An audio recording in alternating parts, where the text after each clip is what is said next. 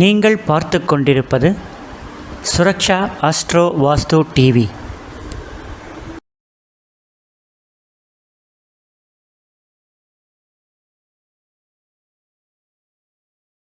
ओम कांजीवासाय विद्महे शांतरूपाय धीमहि तन्नो चंद्रशेखरेन्द्र प्रचोदयात्।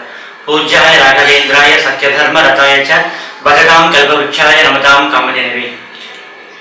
சுரக்ஷா அஸ்ட்ரோ வாஸ்து டிவி நேயர்கள் அனைவருக்கும் என் இனிய அன்பு வணக்கம். எல்லோரும் எல்லா நலமும் வளமும் பெற்று வாழ எல்லாம் வல்ல இறைவனை அனுதினமும் பிரார்த்திப்பது உங்கள் ஜோதிடர் ரவி பரத்வாஜ். குரு பயிற்சி பலன்கள் 2025 என்ற தலைப்புல இந்த பகுதியில் நாம் காண இருக்கும் காணொளி துலாம் ராசி அன்பர்களுக்கு இந்த குரு பயிற்சி எப்படி இருக்க போகிறது என்பதை பற்றி நாம் காண இருக்கின்றோம். துலாம் ராசி காலபுருஷ தத்துவத்தின் 7வது ராசி, அதிபதி சுக்கிர பகவான்.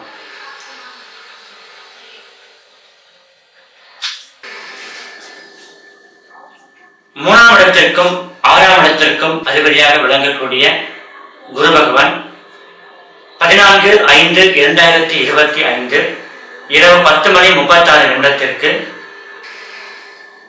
ரிஷப ராசியில் இருந்து மிதுன ராசிக்கு இடம்பெறுகிறார். அதாவது இதுவரை உங்கள் ராசிக்கு 8ஆம் இடத்தில் இருந்து கொண்டு வந்த குரு பகவானவர் 9ஆம் இடத்திற்கு இடம்பெறுகிறார். இது துலாம் ராசி அன்பர்களுக்கு எப்படி தாக்கத்தை ஏற்படுத்தும் என்பதுதான் இந்த காணொலியில் காண இருக்கின்றோம். வீடியோக்குள் செல்வதற்கு முன் நம்ம சேனலை இதுவரைக்கும் சப்ஸ்கிரைப் செய்யாதவர்கள் சப்ஸ்கிரைப் செய்யுமாறு கேட்டுக்கொள்கிறேன். அடுத்தடுத்து உங்கள் பதிவு சேனலில் போடப்படும் காணொலிகள் உங்களுக்கு நோட்டிஃபிகேஷனாக வரணும் அப்படின்னா நீங்கள் பெல் ஐக்கானை கிளிக் பண்ணுங்க. இந்த வீடியோ உங்களுக்கு பிடிச்சிருந்ததுன்னா லைக் பண்ணுங்க, கமெண்ட் பண்ணுங்க, ஷேர் பண்ணுங்கன்னு கேட்டுக்கிறேன். உங்களுக்கு இந்த சேனலில் ஜாயின் பண்ண விருப்புறவங்க ஜாயின் ஆப்ஷன் இருக்கு, அதை நீங்கள் கிளிக் பண்ணி ஜாயின் பண்ணிக்கலாம். வாங்க பதிவுக்குள்ள போகலாம். துலாம் ராசி இதுவரை 8ஆம் இடத்தில் இருந்து கொண்டு வந்த குரு பகவான் பலவித இன்னல்களை உங்களுக்கு அளித்திருப்பார். தனகாரகன் 8ஆம் இடத்தில் மறைகிறார். ஆனால் ஒரு வகையில பாத்தீங்கன்னா 6ஆம் அதிபதி மறையாது நல்லது, பகை மறையாது நல்லது. ஆனாலும் முழு சுபகிரகம் குரு பகவான் மறையதுன்றது நல்லது கிடையாது. அந்த வகையில நீங்க பல இன்னல்களை அனுபவிச்சிருக்கீங்க. பாக்கியஸ்தானம் என்று சொல்லக்கூடிய 9ஆம் வீட்டிற்கு குரு பகவான் பயிற்சி அடைய போகிறார். இந்த காலகட்டத்திலாவது உங்களுக்கு நன்மை ஏற்படுமா அப்படின்றத இந்த பாயிண்ட்ல காண இருக்கிறோம். ஒரு கிரகம் கோச்சார ரீதியாக பலன் அளிக்கணும்னாலும் தசாபுக்தி அடிப்படையில் ஒத்துழைப்பு இருக்கு. தசாபுக்தி அடிப்படைன்றது நல்லா இருக்கணும். தசாநாதனும் நல்லா இல்லை, புத்திநாதனும் நல்லா இல்லை அப்படின்னு சொல்லும் போது உங்களுக்கு கோச்சாரம் நல்லா இருந்தும் பிரயோஜனம் கிடையாது. தசாபுக்தியும் ஒத்துழைக்கணும், கோச்சாரமும் ஒத்துழைக்கணும், இரண்டும் கலந்தான். நீங்க சாம்பார் பண்றீங்க, மிளகாத்தூள் 1 ஸ்பூன் போட்ட இடத்துல 3 ஸ்பூன் போட்டா காரம் அதிகமாகும். உப்பு 1 ஸ்பூன் எடுத்து போட்ட 2 ஸ்பூன் போட்டாலும் உப்பு அதிகமாகும். எல்லாமே ஒரு அளவோடு தான் இருக்கணும் அப்படின்னு. அதே போலதான் வாழ்க்கையிலும் சரி, எல்லாம் ஒரு அளவோடு தான் இருக்க வேண்டும். இது பொது பலன்கள். தனிப்பட்ட ஒரு மனிதனுக்கு, தனிப்பட்ட ஜாதகருக்கு அப்படின்றது இங்க சொல்லக்கூடிய வாய்ப்பு குறைவுதான். ஆனா இது பொதுவான பலனாக எடுத்துக்கொள்ளுங்கள். 9ஆம் இடத்திற்கு வரக்கூடிய குருவானவர் தான் இருக்கும் வீட்டுக்குண்டான பலனையும், தான் பார்க்கும் பார்வை பதியும் வீட்டுக்குண்டான பலனையும் உங்களுக்கு அளித்தருகிறார். அந்த வகையில் தன்னுடைய 5ஆம் பார்வையாக உங்கள் ராசியை பார்க்கிறார். தன்னுடைய 7ஆம் பார்வையாக உங்கள் 3வது வீட்டை பார்க்கிறார். 9ஆம் பார்வையாக உங்கள் 5ஆம் வீட்டை பார்க்கிறார். 1, 3, 5 என்ற 3 ஸ்தானங்களை குரு பகவான் பார்க்கிறார்.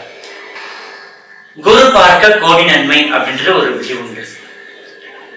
இதனால் உங்கள் ராசிக்கு பகை கோளாக இருந்தாலும் முழு சுப கிரகமாக விளங்கக்கூடிய தன்மையால் அவர் முழு சுபத்தை அளிப்பார். அந்த வகையில் இதுவரை உங்களுக்கு உங்கள் மனதில் இருந்த குழப்பங்கள், சந்தேகங்கள், முடிவெடுப்பதில் ஏற்பட்டிருக்கக்கூடிய தாமதங்கள் அனைத்தும் விலகும் அப்படின்னே சொல்லலாம். மனது ஒரு தெளிவு நிலை உண்டாகும். ஒரு குளம் இருக்கு, ஒரு சின்ன கல்லு போட்டீங்கன்னா அப்படியே கலங்கும், புல்லும் திருப்பி அப்படியே கொஞ்சத்துல அப்படியே தெளிவாக திருப்பி தன் பழையபடி வரும். அதே போல கலங்கின மனம் கொண்ட இதுவரை இருந்த உங்கள் மனது தெளிவடைய ஆரம்பிக்கும். யார் யார் எப்படி நீங்க இதுவரை யாரை நட்பாக நினைத்திருக்கிறீர்களோ அவர்கள் உங்களுக்கு பகையாகவும் தோன்றலாம். இதுவரை யாரை பகையாக நினைத்தீர்களோ அவர்கள் உங்களுக்கு நட்பாகவும் இருக்கலாம். நாம தான் வாழ்ந்துட்டு இருப்போம். இவங்க கூட சண்டை போடுறாங்க, இவன் எப்படி சொல்லிட்டு எதிரியோ அப்படின்னு சொல்லிட்டு நீங்க நினைக்கலாம். ஆனா அவரோட நல்லதை செய்திருப்பார், அது உங்களுக்கு கண்ணுக்குப்படாது. ஏன்னா ஒருத்தர் நம்ம மனசுல இவன் கெட்டவன் நினைச்சிட்டாங்கன்னா அவன் என்ன பண்ணாலும் அவர் நம்ம வந்து கெட்டவனாதான் தோணும். அதே ஒரு நல்லவன் சில கெடுதல் செஞ்சாலும் ஏதோ கால சூழ்நிலை அவன் நல்லவன் அப்படின்னு எல்லாமே காரணம் வந்து அவன் மனசுதான். இந்த குழப்பம் எல்லாம் தெளிந்து வாட் இஸ் வாட் அப்படின்ற ஒரு எண்ணம் உங்களுக்கு வரக்கூடும், ஒரு பக்குவம் வரக்கூடும். இந்த காலகட்டம் முயற்சிகள் வெற்றியடையும். சகோதர சகோதரர்கள் வாழ்க்கையில் நல்ல முன்னேற்றம் ஏற்படும். உங்களுடைய முயற்சிகள் வெற்றி, தாமதமாகாத வெற்றி அப்படின்னு சொல்லலாம். ஏன்னா பாக்கியஸ்தானத்தில் இருக்கக்கூடிய கிரகம் முயற்சி ஸ்தானத்தை பார்க்கும்போது இந்த முயற்சி கொண்டா நீங்கள் எந்த காரியத்தில் ஈடுபடுகிறதோ அந்த காரியம் தாமதம் இல்லாமல் சந்தேகம் இல்லாமல் வெற்றி அடையக்கூடிய ஒரு நிலை உங்களுக்கு உருவாகும். உங்களின் முயற்சியால் அடையக்கூடிய வெற்றியை பலரும் பாராட்டக்கூடிய சூழ்நிலை உண்டு.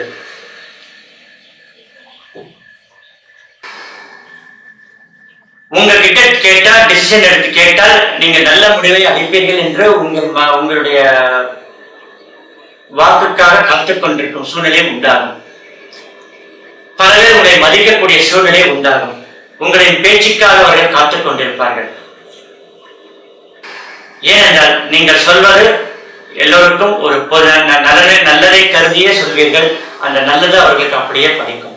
அந்த வகையில் இந்த குரு பயிற்சி துலாம் ராசிக்கு மிகுந்த நன்மையை அளிக்கக்கூடிய ஒரு அமைப்பாக காணப்படுகின்றது.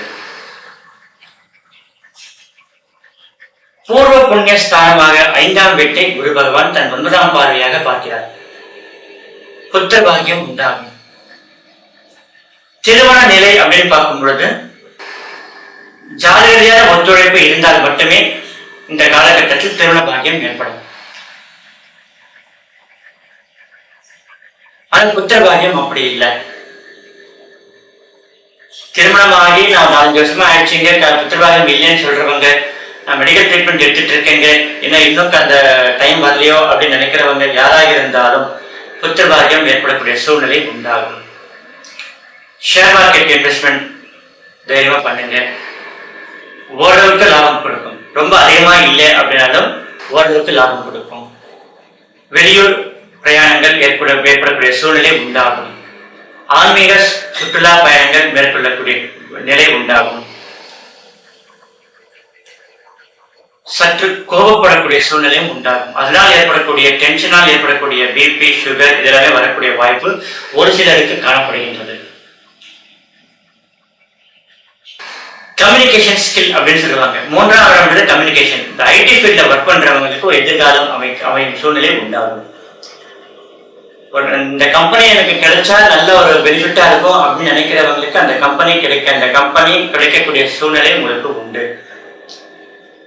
என் சொந்த ஊருக்கு போனா கொஞ்சம் நிம்மதியா இருப்பேன் அப்படின்னு சொந்த வீட்டை விட்டு சொந்த ஊரை விட்டு நான் இந்த ஊர்ல இருக்கேன், இந்த வாழையும் கொடுத்துட்டு அங்கேயும் வீட்டை கவனிக்க முடியல அப்படின்னு சொந்த வீடு கிடைச்சா, சொந்த ஊருக்கு டிரான்ஸ்ஃபர் கிடைச்சா எனக்கு நல்லா இருக்கும்னு நினைக்கிற வேலை செய்யறவங்க பல பேருக்கு சொந்த இடத்திற்கு மாறுதல் ஆகக்கூடிய சூழ்நிலை உண்டாகும். அதிசாரமா கடகராசிக்கு போகும்போது இன்னும் நிலை அருமையாக இருக்கும். அதான் ஆரம்பத்தில் உங்கள் வாக்குக்காக உங்கள் பேச்சுக்காக பல பேர் காத்திருக்கக்கூடிய சூழ்நிலை உண்டாகும் அப்படின்னு சொல்லிட்டேன். இந்த காலகட்டம் துலாம் ராசி என்பவர்களுக்கு மிகுந்த நன்மையை அளிக்கக்கூடிய வாய்ப்பு உண்டாகும். என்ன நேயர்களே, இந்த காணொலி உங்களுக்கு பிடிச்சிருக்கு நம்புறேன். லைக் பண்ணுங்க, கமெண்ட் பண்ணுங்க, ஷேர் பண்ணுங்கன்னு கேட்டுக்கிறேன். மீண்டும் அடுத்த காணொலியில் உங்களை சந்திக்கும் வரை உங்களிடம் விடைபெறுவது உங்கள் ஜோதிடர் ரவி பரத்வாஜ். நன்றி, வணக்கம்.